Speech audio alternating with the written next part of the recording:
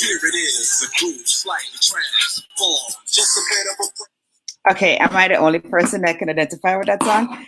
I remember when that song came out, I was pretty young, and it was the jam for the summer. And everywhere you went, you heard the song bellowing from speakers, and people were just having a great time.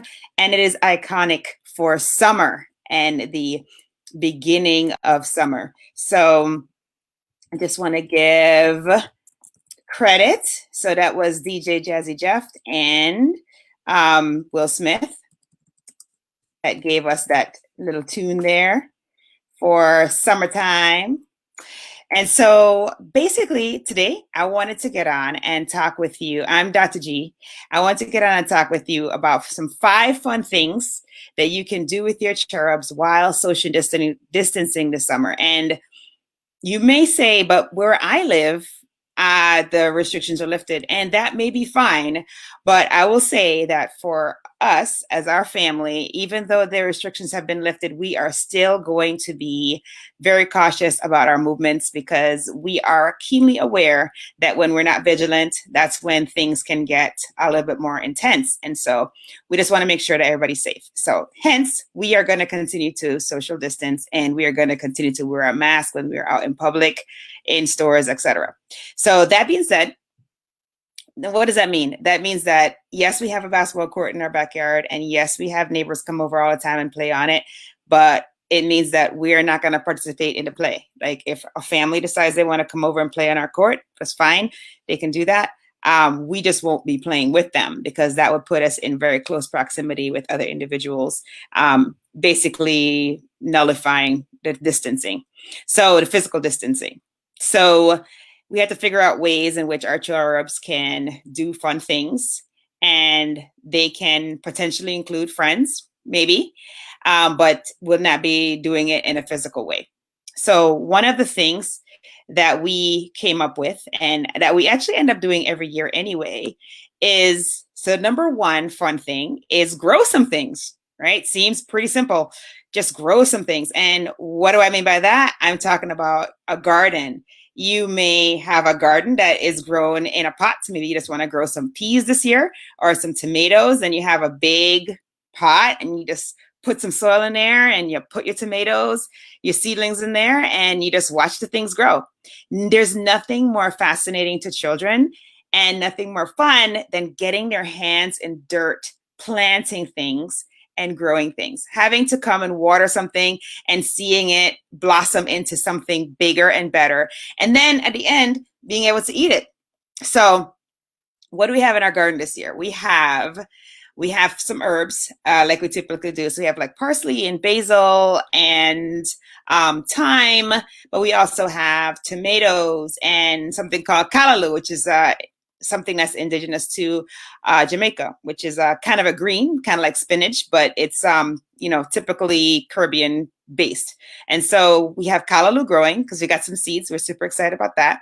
So we have callaloo, we have kale, we have some lettuce, and we have carrots, we have corn, we have all kinds of things that we're growing. So kids love, like I said, get their hands dirty, get in the soil, grow things, plant things, nurture them, watch them grow, and then in the end, be able to eat them, right? Because this is what we used to do before. We were agriculturally based, and we would have to go and grow the thing or kill the thing to eat the thing instead of going to the supermarket. So kids love that. So that's one way to get back to that. And that's a great way for them to participate in something fun and not have to be thinking about, well, am I going to be getting too close to somebody else and potentially, having an issue. So the other thing that you can do is water play. Oh my gosh, hours of fun. Okay, the caveat is, parents, is that you have to kind of temper this a little bit so your water bill is not ridiculous. So what we do is we actually get a bucket, fill the bucket up with water, and then they can like dip their water guns in there, refill, and go back out and spray each other and have their battles. And then you kind of orchestrate how the battles happen so that they're not as ridiculous, as they can get if you just let them go willy-nilly with the hose and they just like start hosing everywhere and it gets crazy. So water play, tons of fun. If you have one of those nifty little contraptions where you can basically fill 100 water balloons at once, you could do that, have a big battle. We have these, what are they, like catapults or slingshots? We have these water balloon slingshots that like have some amazing range. And when we do like serious water balloon battles, we get those bad boys out. So you do a whole bunch of balloons and you get those bad boys out and you just like go at it. And this is especially fun when it's really hot outside, so people can, get cooled off without any, and also be having fun at the same time.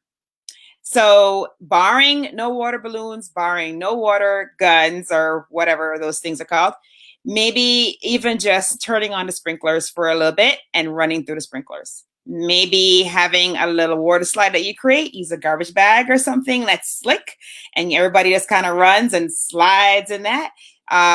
You can do the human car wash. If you're nifty and very crafty, you can literally build a car wash, the little stand or the frame, and then have holes in it so that you just run the hose through it. Water comes out like if you're walking through a car wash. I mean, you could just get super creative with the water play.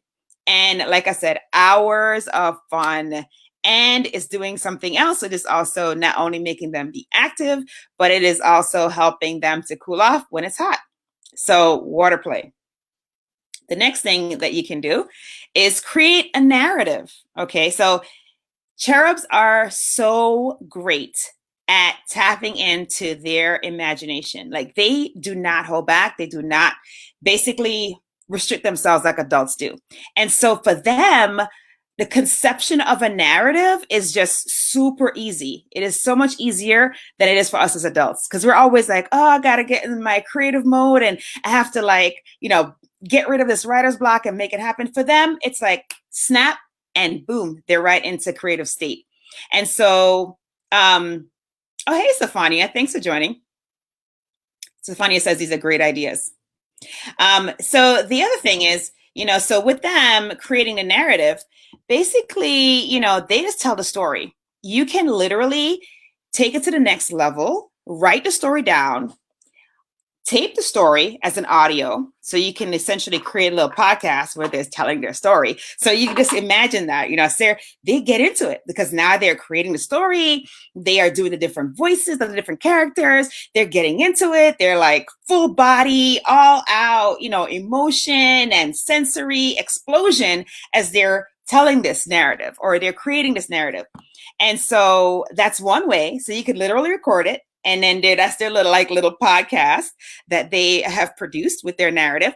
You can have them actually create a book, right? So they can use a website like blurb.com and basically create their book. So they can be publishers, they can be authors, they can be published authors at whatever age they are. So maybe they're 4 years old. They can publish a book at 4, right? They can handwrite it out. And then you can laminate it, or you can do something like this where you use blurb.com or you use shutterfly.com. So you create their book and they have something tangible at the end of the summer that they can show. This is what I did this summer. I became an author. Fabulous. Published author. Oh, wait, and so here, seriously? Yes, seriously. Really? My son is like, really? I wanted to do that. How do you do that? Well, we could talk about it offline. Okay? Yes, we could talk about it offline. And so that's one, right? So create that narrative. So then now you have a situation where an opportunity arises where you can integrate business and financial principles, right? Okay. Business and financial principles. And so this is where BizSense comes into play. So now, how do you do that? How do you educate your children about business? Now, I know that I have some really good friends. At least I have a couple of friends who have written books towards this end and have whole programs towards this end. But some basic things you can just look online and just see what kind of things you can do. Can they start a business this summer? Can they make a business plan over the summer? So my daughter came up, she read a book during our school year talking about a lemonade stand. Okay, so it was all the logistics of the lemonade stand, but there was another book that she read where the person in the book basically was in junior high school, and he decided that over the summer he was going to create all these storyboards, and he was going to create these comics, and they were going to be super small that they could fit in your pencil case. And so he did this. He created a plan. He created his storyboard. He figured out how much he would need, what materials he'd need, how much it would cost him, how much he would sell it for. I mean, literally start to finish business plan, entrepreneurial pursuit. And then, of course, he went and he sold it in school.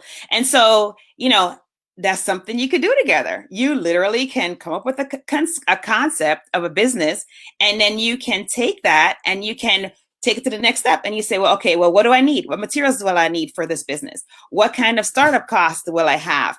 If I sell each unit for X, what kind of profit will I make? When will I break even if I take a loan out for the capital? Like, all these things can be taught. And so that's a fun project, right? Like, it's practical, it's real life, and it is something that they get really involved in.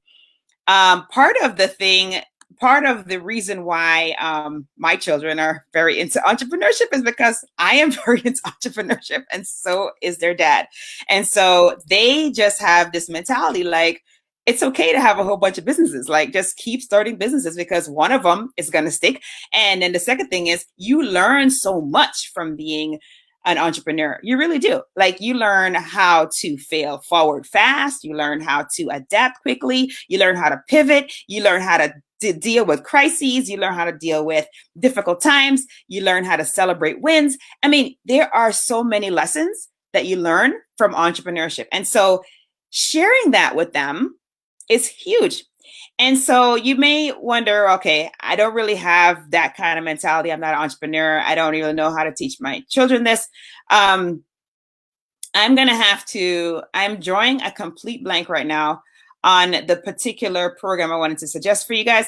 But I will say that there are some very basic games out there that the kids can play, right? And so that kind of ties in with number 5, which is games play, right?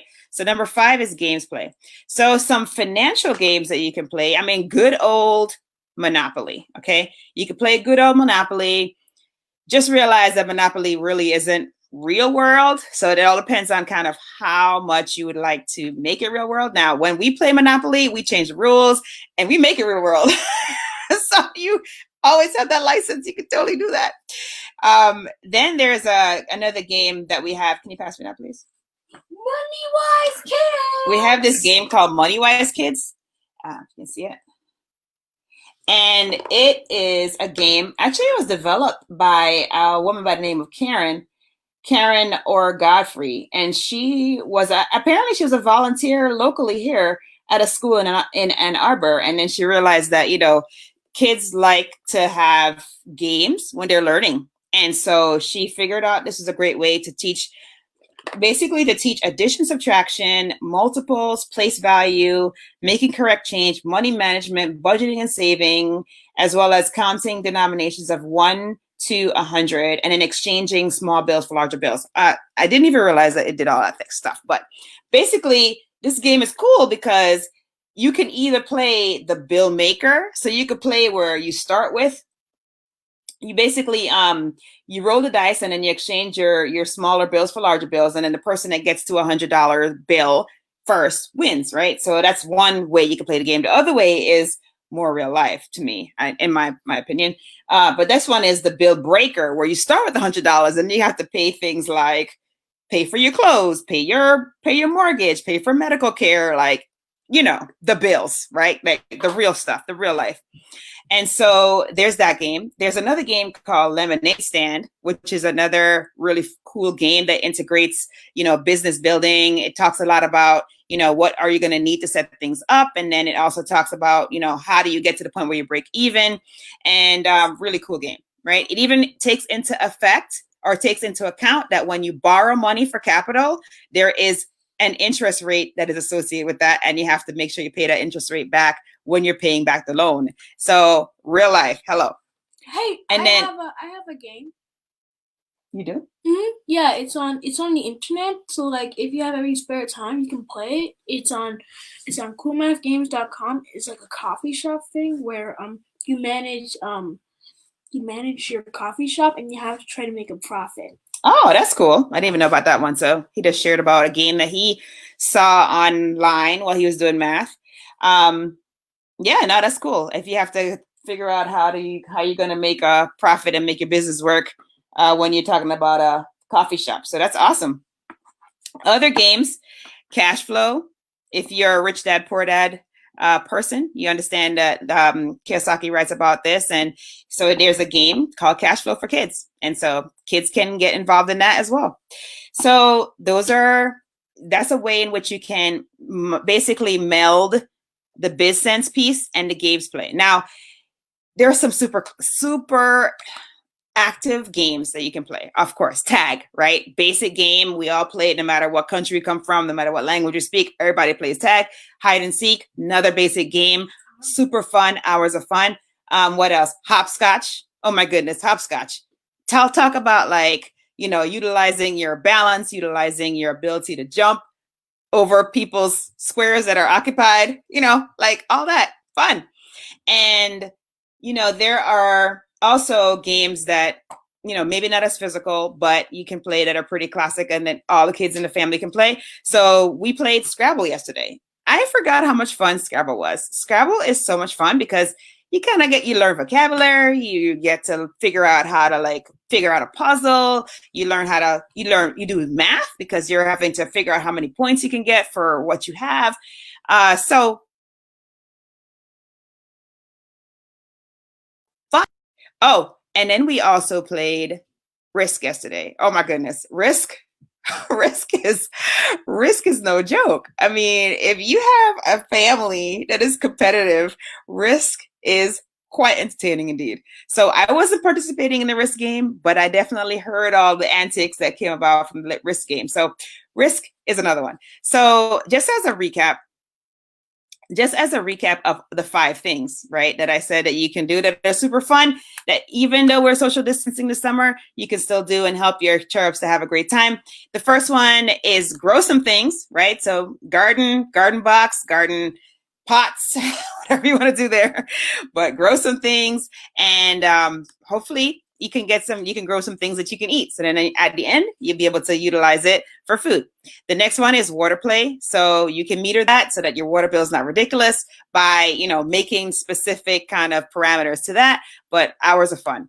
Creating a narrative. So your children, they are essentially wide open as far as their animation and their imagination. And so for them, writing a narrative is a no-brainer, takes not much, and they can either record it as an audio, or they can put it in a book and publish it and become authors.